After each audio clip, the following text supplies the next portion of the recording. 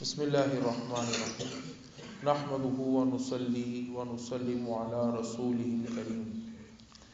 گزشتہ دنوں میں ہم نے زکوٰۃ کے حوالے سے جو ہے بنیادی اہم مسائل پر گفتگو کی۔ اب یہ سلسلہ چلتا رہے گا 3-4 دن تک مزید، لیکن آج ایک عنوان پر گفتگو کرتے ہیں زکوٰۃ کے حوالے سے ہی، اور بڑا آسان ہے، اور اب غور کر لیں گے تو زندگی بھر آپ کو یاد رہے گا۔ وہ یہ کہ کن رشتہ داروں کو زکوٰۃ دے سکتے ہیں اور کن کو نہیں دے سکتے۔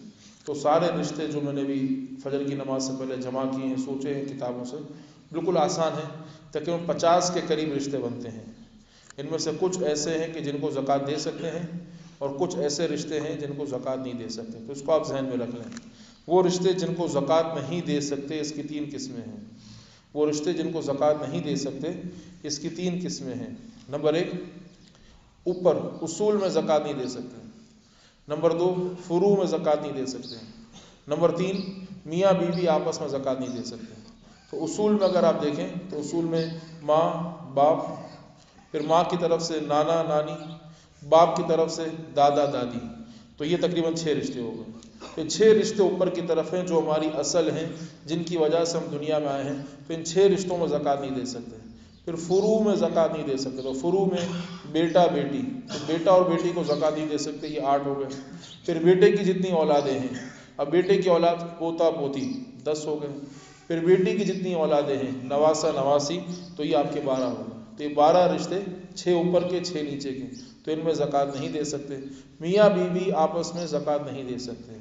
اور یہ زکوٰۃ ہوتی تو ہمارے استاد اور پیر و مرشد لطیفہ سناتے تھے، اگر میاں بیوی کے آپس میں زکوٰۃ ہوتی تو پھر دنیا میں تو سارے غریب ہی رہتے ہیں۔ بیوی اپنی زکوٰۃ شوہر کو دیتی، شوہر اپنی زکوٰۃ بیوی کو دیتا، اور ان کی زکوٰۃ آپس میں گھر ہی میں رہتی۔ تو میاں بیوی آپس میں ایک دوسرے کو زکوٰۃ نہیں دے سکتے۔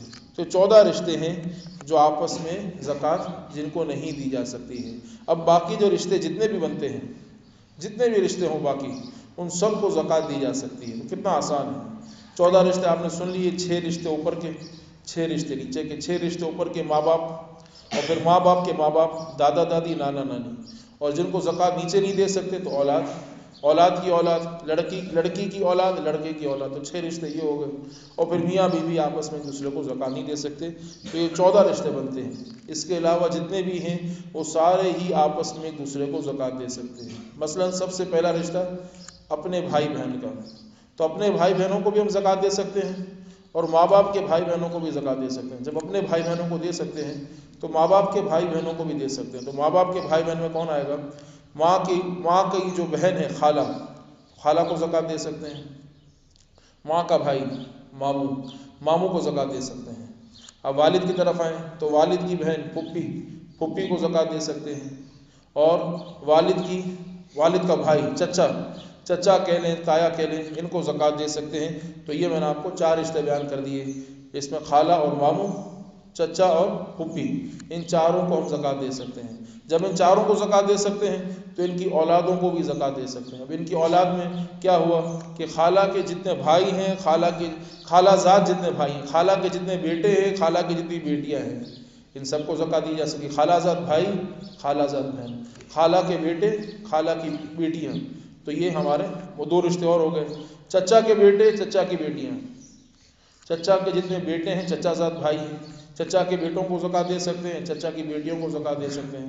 پھر ماموں کے جتنے بیٹے ہیں، ماموں کے بیٹوں کو زکوٰۃ دے سکتے ہیں، ماموں کی بیٹیوں کو زکوٰۃ دے سکتے ہیں۔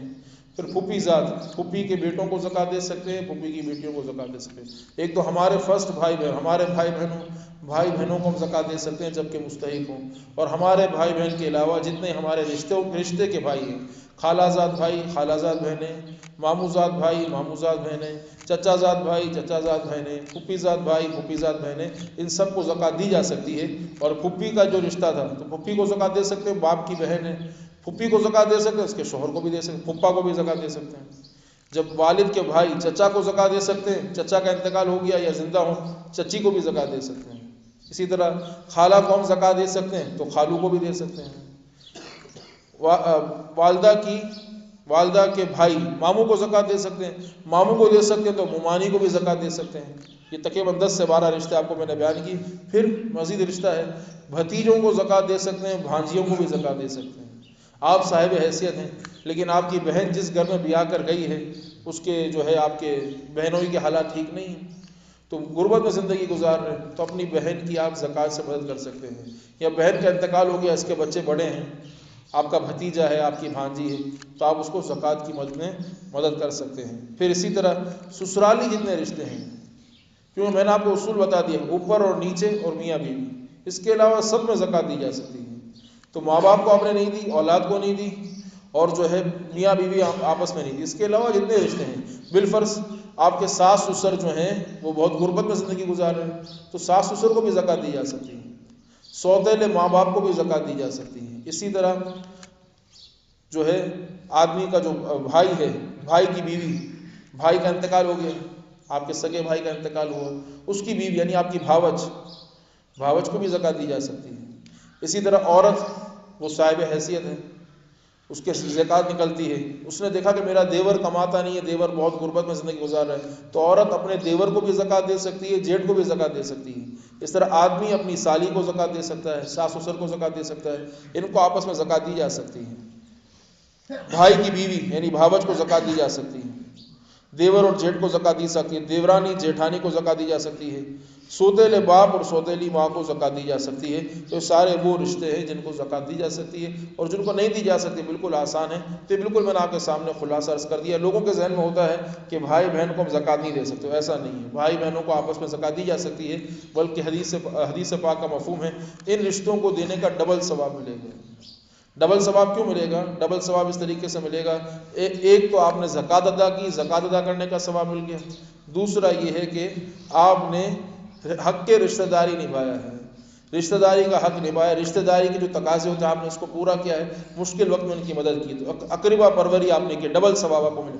تو سب سے پہلے جب آدمی زکوٰۃ نکالے، اپنے جو ہے سگے رشتوں میں دیکھے، سگے رشتہ داروں میں، اپنے بیوی کے رشتہ داروں میں، اپنے رشتہ داروں میں، اپنے بھائی کے رشتہ داروں میں، بہن کے رشتہ داروں میں، پڑوسیوں میں نہیں تو محلے میں، اپنے والد کے رشتہ داروں میں، والد کا بھائی ہو، والد کے بھائی کی اولادیں ہوں، اور والدہ کے بھائی ہوں، والدہ کے بھائی کی اولادوں میں کوئی ہو، ان سب میں اگر کوئی نہ ہو، کوئی نہ بچے، تو پھر آدمی اپنے پڑوس میں دیکھے، پڑوس میں نہ ہو تو پڑوس کے پڑوس میں دیکھے، پھر محلے میں دیکھے، محلے میں نہ ہو تو شہر میں دیکھے، شہر میں نہیں تو ملک میں دیکھے، پھر پورے ملک میں کوئی نہ ہو تو پھر ملک سے باہر جائے، ورنہ ملک سے باہر جانے کی ضرورت ہی نہیں۔ تو یہ ایک مسئلہ، اگر لوگ اس ضرورت کو پورا کریں تو کتنا یہ آسان جو ہے ایک انسٹیٹیوشن، ایک فارمولہ اللہ تعالیٰ نے بیان کیا ہے زکوٰۃ کا۔ تو اگر ملک کی زکوٰۃ ملک میں ہی رہے تو ملک سے غربت ختم ہو جائے۔ اگر پاکستان انڈیا میں یہ زکوٰۃ کا سسٹم ہو جائے تو اس میں کوئی شک نہیں ہے، اگر لوگ زکوٰۃ کو صحیح نافذ کرتے تو آج پاکستان اور انڈیا میں اللہ تعالیٰ نے ایسے ذہین اور ایسے لوگ رکھے ہیں کہ آج دنیا کی سب سے عظیم طاقتیں ہوتی ہیں، امریکہ، برطانیہ، روس پیچھے ہوتے، لیکن انہوں نے زکوٰۃ کے پیسے خود ہی کھا لیے، غریبوں تک پہنچے ہی نہیں رقم، اور ہیلے کر کے اور اس کا استعمال کر کے جو ہے اپنے بزنس میں زکوٰۃ کے پیسے لگا دیے۔ تو اسی لیے مسلمان جو ہے تباہ ہیں۔ اللہ تعالی ہم سب کو، پھر مزید اس میں تفصیل ہے کہ سید کو، ہاشمی کو، کافر کو، غیر مسلم کو زکوٰۃ نہیں دے سکتے، وہ انشاءاللہ میں تفصیل کل عرض کروں گا۔ یہ آج کا لیکچر جو ہے بڑا اہم ہے، تو اس کو میں نے ریکارڈنگ بھی کر لی، 8 منٹ میں جو ہے آپ کو میں نے سارا ہی خلاصہ بالکل نچوڑ کے بیان کر دیا ہے۔ اللہ تعالی ہم سب کو اپنے رشتہ داروں کی، بھائی بہنوں کی مشکل وقت میں مدد کرنے کی